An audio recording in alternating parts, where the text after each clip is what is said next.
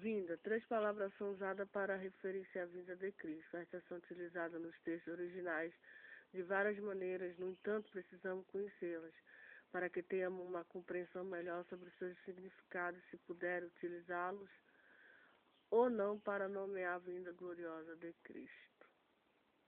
Parousia. Sua tradução, segundo o dicionário grego de William Carey, é presença, vinda, chegada, volta, visita real, chegada de um rei. Solte, a futura visível volta de Jesus, o Messias do céu para ressuscitar os mortos, realizar o juízo final e estabelecer forma gloriosamente o reino de Deus. Parousia é derivado de parem, que significa estar perto, estar à mão, ter chegado, estar presente, estar pronto, em estoque, os ordens. Seu sentido é abrangente, tanto pode se referir ao arrebatamento quanto à volta gloriosa de Jesus. Parousia se refere-se à presença pessoal de qualquer pessoa. Em 1 Coríntios 16, se trata da vinda pessoal de alguém que, no caso de Stefano, Fortunato, Acaico, como em Filipenses 2:2, onde Paulo fala da sua parousia, presença entre os filipenses, em contraste com a sua apóisia, ausência. Apóisia trata-se do aparecimento do anticristo. Em outros se refere ao arrebatamento. Em outros trata-se da vida gloriosa de Jesus à terra. Concluímos então que parousia não tem condições de ser usada para definir decisivamente, exclusivamente como sendo a vinda no arrebatamento, já que pode significar qualquer vinda.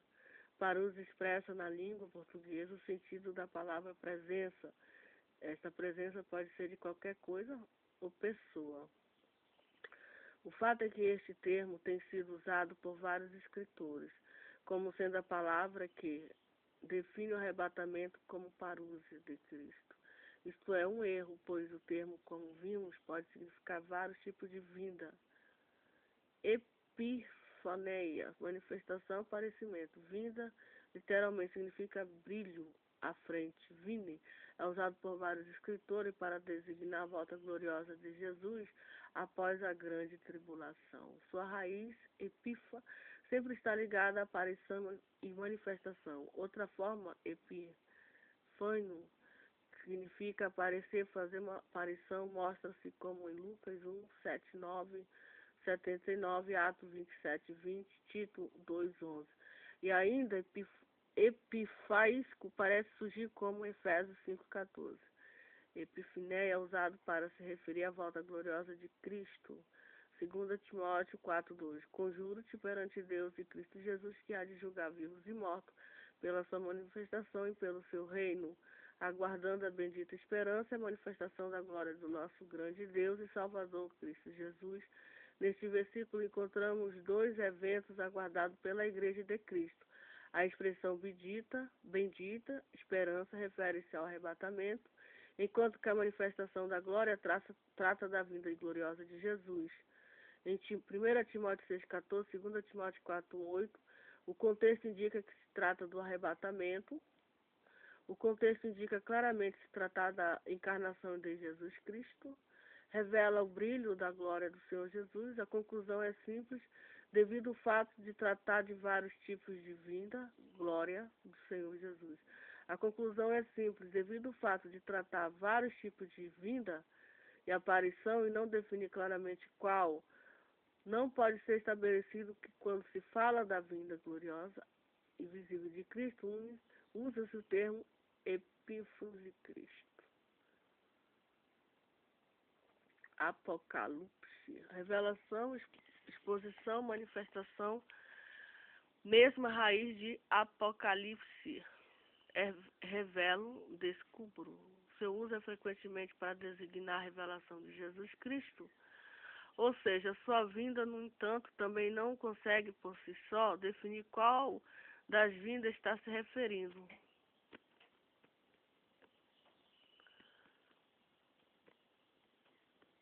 Eu acho que a vinda são duas vindas, né? Uma para a igreja, que é o arrebatamento, o mundo não vai ver. E a segunda vinda o mundo todo vai ver, né?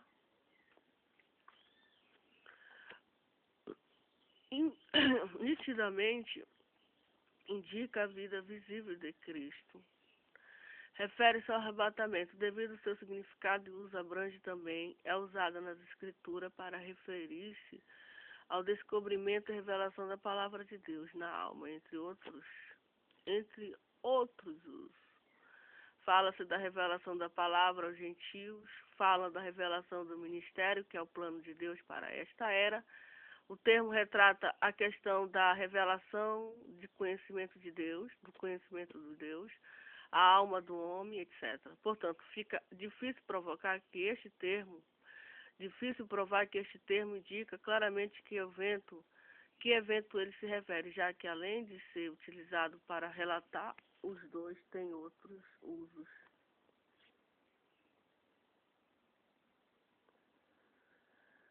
Paineros. Existe ainda uma palavra usada por alguns escritores para designar a volta gloriosa de Cristo, que é paineros. No entanto, esta não é usada no texto que fala da vinda de Cristo. Este termo aparece em 1 Coríntios 12:7. A manifestação do Espírito é concedida a cada um visando um fim proveitoso, não indicando a manifestação de Cristo na sua vinda, mas uma manifestação do Espírito Santo, no sentido simples de demonstração. O verbo que está relacionado ao termo em questão é pairenó, revela, mostrar, fazer, conhecido como em Marcos 4:22. Nunca, em nenhuma de suas formas, o termo se refere à manifestação de Cristo. A conclusão final é que chegamos é que cada palavra dessa não foi introduzida no texto com a intenção de classificar qual das vindas, e o escritor se refere mais sim para deixar claro o ensino sobre o retorno do Senhor. Cada uma delas revela características marcantes sobre a sua volta, para uso expressa que a vinda manifesta sua presença. Epineia,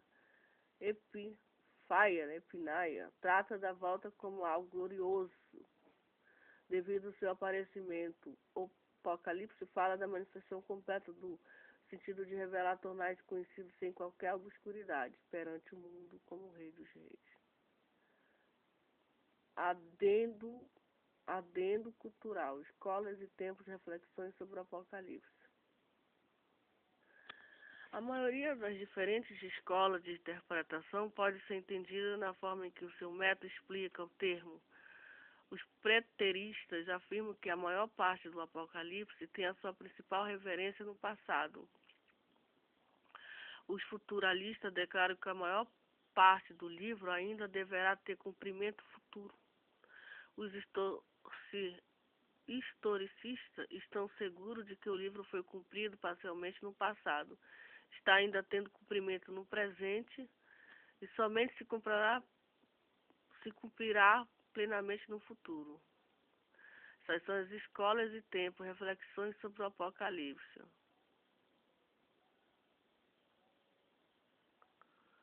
Preterista afirmam que a maior parte do Apocalipse tem sua principal referência no passado. O que eu já entendi pelo Apocalipse, que eu já li, eu gosto muito de ler o livro de Apocalipse.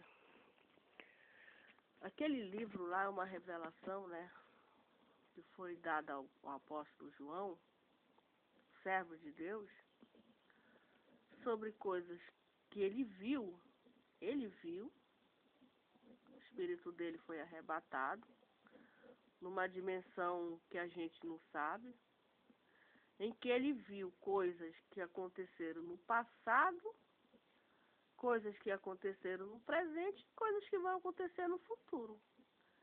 Tá entendendo? Veja, ele viu o nascimento de Cristo. O diabo perseguiu a mulher que estava grávida.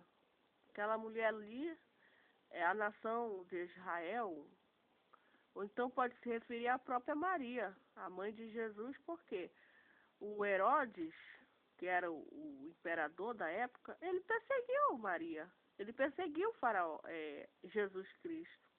Pode prestar atenção, que ele perseguiu como? Quando os magos viram a estrela de Jesus, os magos, e foram lá levar presente para Jesus.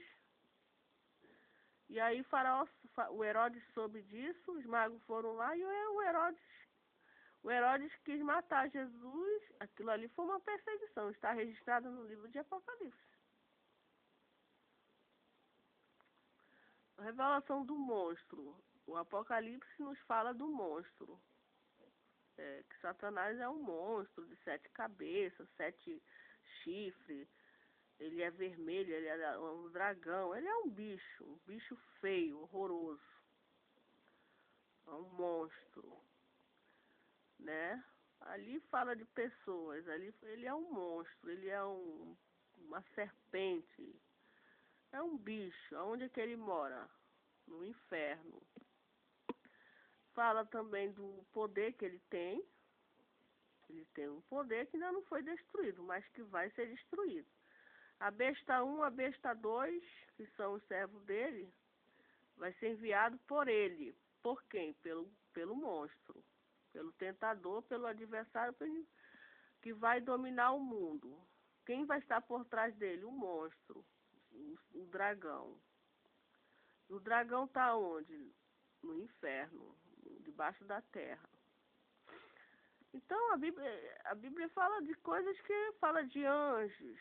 O Apocalipse fala de anjos, fala de homens, fala de pragas.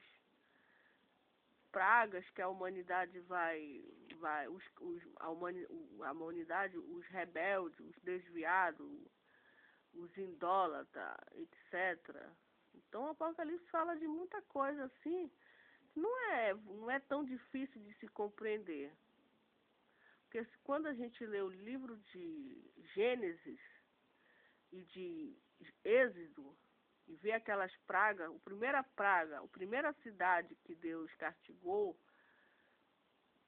assim, mundialmente, foi o quê? O Egito. Faraó quem foi? O faraó foi o imperador do Egito, aqueles egípcios. Então não é muito difícil de... Haverá no Apocalipse, tem o quê? Tem uma cidade, que é a Babilônia. Tem um homem poderoso, que a gente não sabe quem é. Não sabe se existe. Ele é pior do que o Adolf Hitler, pior do que o faraó. E que vai perseguir o povo de Deus. Vai dominar o mundo. É igual o menino, como o nome dele, Nabucodonosor, que era o rei de Babilônia e quis que todo mundo adorasse ele. Então não é muito difícil de fala da ira de Deus. O Apocalipse fala que coisas que eu já disse, coisas passadas, que ele viu, escreveu, Deus mandou ele escrever, e coisas que do presente, por exemplo, uma coisa do presente, sobre esses terremotos que estão acontecendo hoje em dia. Estamos cansados de ver terremoto. Praga, epidemia, morte, briga, etc. Desarmonia. Tudo isso a gente está vivendo. Pecados, abominações. Enfim, muita coisa. Então o Apocalipse, dentre essas escolas aqui,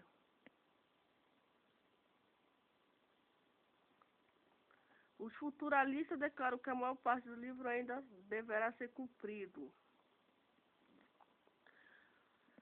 Tem coisa lá no capítulo 13, capítulo 14, sobre aquele império do anticristo, ainda não se cumpriu não, ainda vai se cumprir.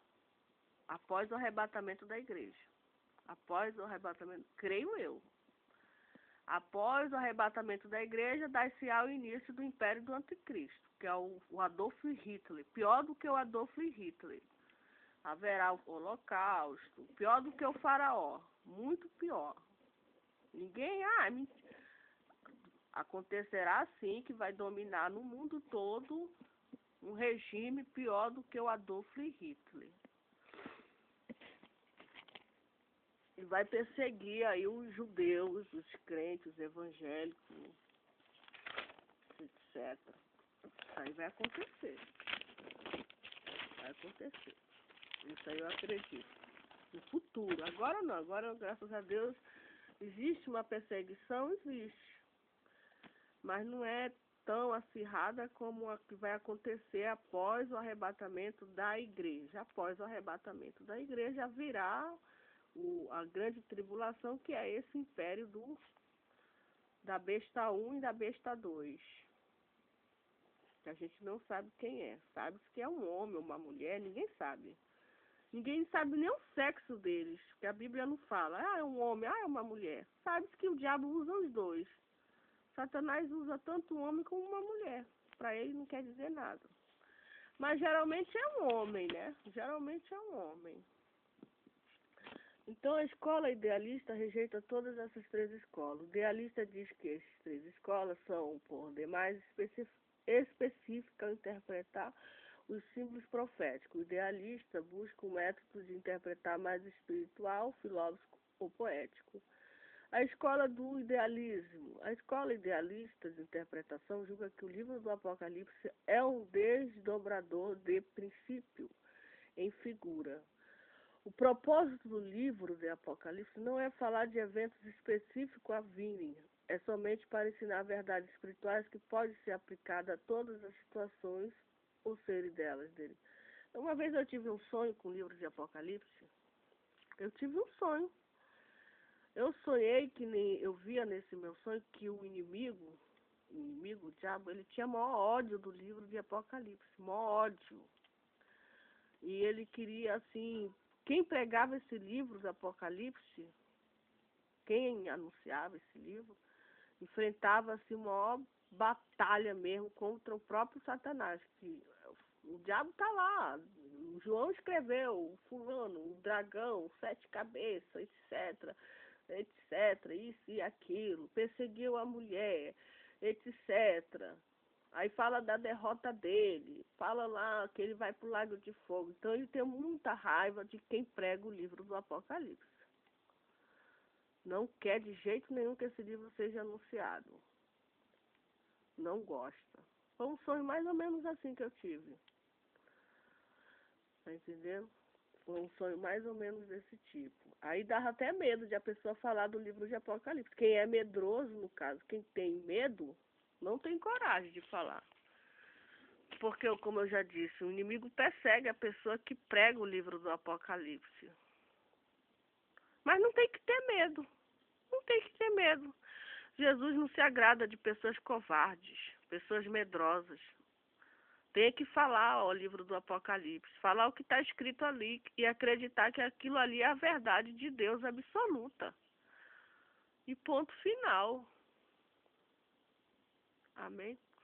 Contudo, é difícil ver um propósito no livro do Apocalipse se for somente um retrato detalhado de princípios encontrados em outras partes.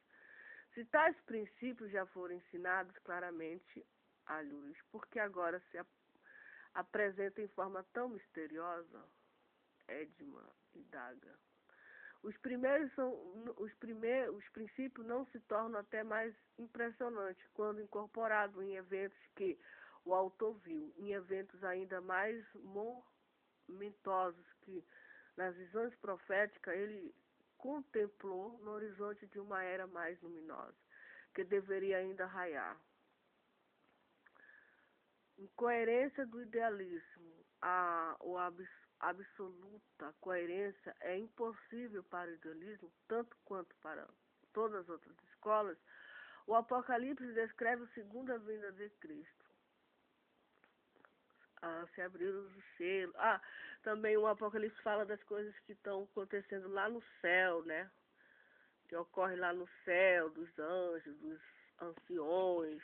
Uma experiência do apóstolo João com as coisas que estão, como eu já disse, numa terceira dimensão, numa dimensão que a gente tem que acreditar mesmo que aquilo é a verdade, porque é a verdade.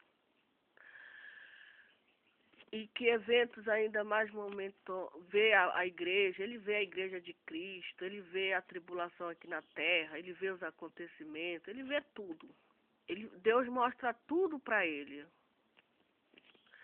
Ainda mais momentos que nas visões proféticas ele contemplou no horizonte de uma era mais luminosa que deveria ainda raiar. O Apocalipse descreve a segunda vinda de Cristo. Se esse for um evento histórico real, porque alguns dos retratos dos eventos do Apocalipse, antes disso, também são históricos.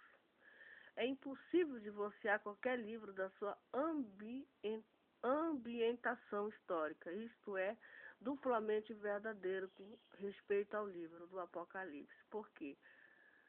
Porque é o exemplo máximo de literatura apocalíptica. Todo esse gênero literário trata como história, não está interessado em abstrações.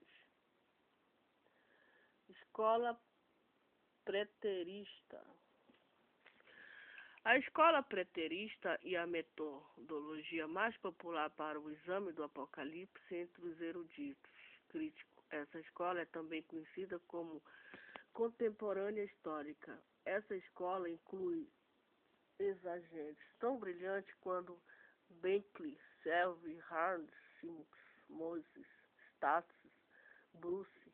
Esses escritores entendiam que as principais profecias do livro do Apocalipse cumpriam-se sinais de destruição de Jerusalém em 70 AD, na queda do Império Romano. A força do preterismo é que se baseia em considerável monte da verdade. O livro de Apocalipse de João deve ter feito sentido para os seus primeiros leitores, seus contemporâneos.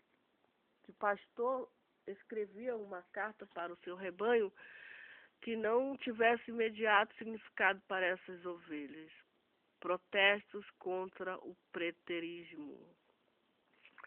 O principal defeito do preterismo é que parece deixar a igreja ao longo das eras sem direção específica declara.